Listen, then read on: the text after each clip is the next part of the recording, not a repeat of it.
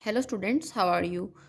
Students, in today's lecture we will talk about how we can find the linearization of a function by using the gradient approach. Students, if you remember in my previous videos when I was discussing about finding derivatives, then also I have discussed the topic linearization by using the differentials. But now students, we will see how we can use the gradients to find the linearization. First of all, students, we have to know what basically the linearization is. Students, it is a process. Let me write it.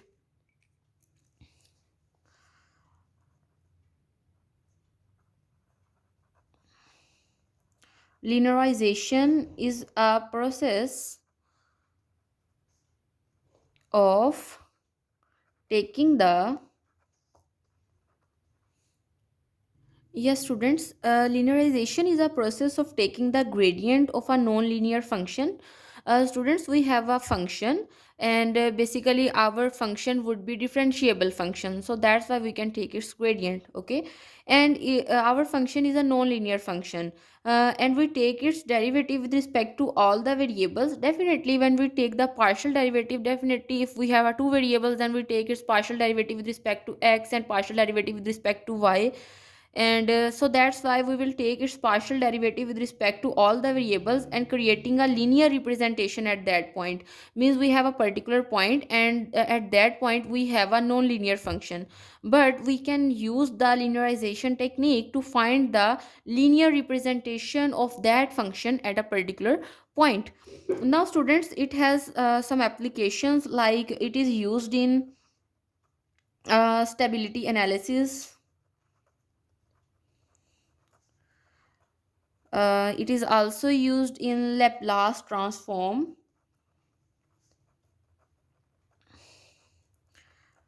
or we can also use it while putting model into linear static space transform. Linear state space form. Okay, and these are the certain applications of linearization. Now student, let us come towards the definition, or you can say formal definition of linearization. And it says that the linearization of a function the linearization of a function f of xy at a point x naught y naught, where our function is differentiable one, where f is differentiable, um, and is given by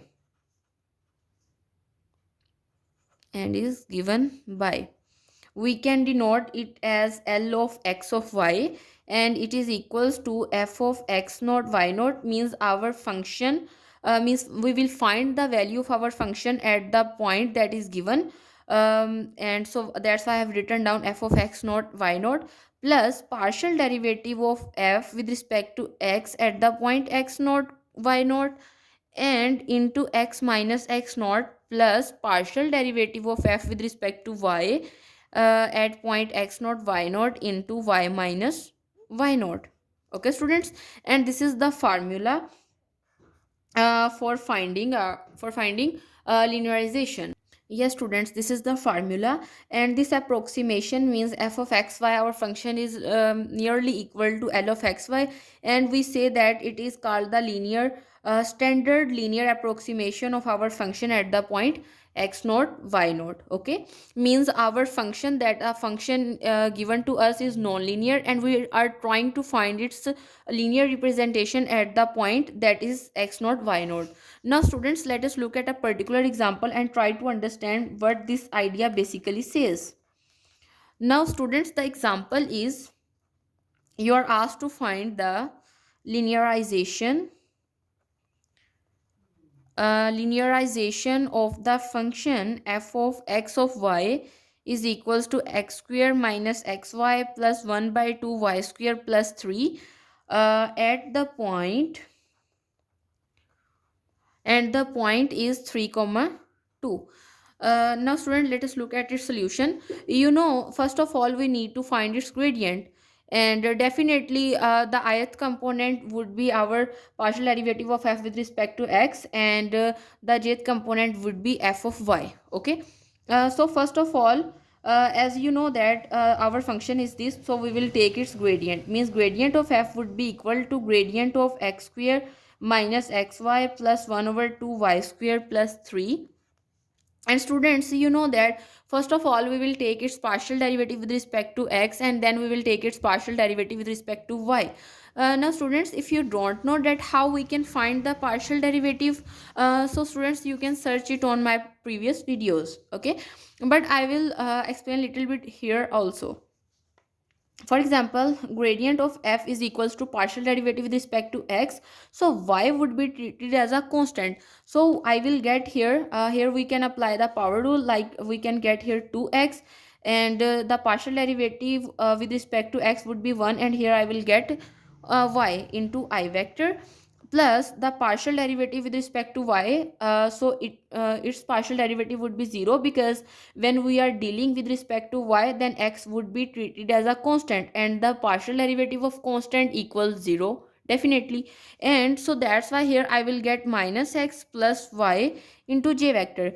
Here I will get negative x, because the partial derivative with respect to y would be 1, and x would be treated as a constant. Okay, now students, we need to find the partial derivative of f at the point that is given to us, that is 3 comma 2.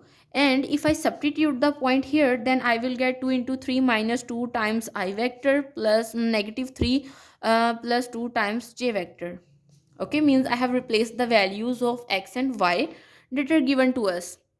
Now students, if we simplify it further, then we will get 4 I vector minus times j vector. Now students, also we need to find, if we look at our formula, then we need to find our function at the point x naught y naught. So as you know, our function is this one, means f of xy is equals to x square minus xy plus 1 over 2 y square plus 3. And if we find our function at the point, means we just simply put our point inside the function, like 3 comma 2, and like 3 square minus 6 plus 4 by 2 plus 3. And if I simplify it further, then I will get 3 is a 9 minus 6 plus here after cutting it I will get 2, and 3 to 5, and it is equals to 8. Now students, if I use this formula, like L of xy, this is f of 3 2.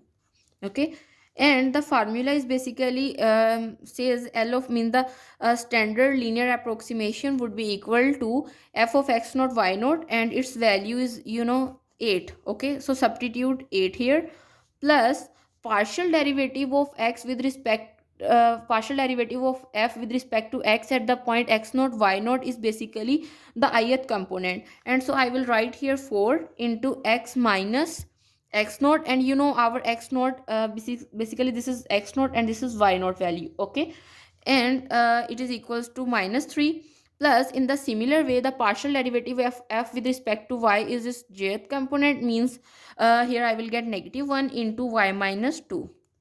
Now students, if you simplify it further, then you will get 4x minus y minus 2, and this is your desired result, the standard linear approximation. Means you are given a function that is non-linear, but after that you try to find the standard linear approximation at the point that is given to you. Now student, this is all about our today's lecture, in which we have discussed about how we can find the linearization by using the gradient approach. See you next time students. Thank you so much.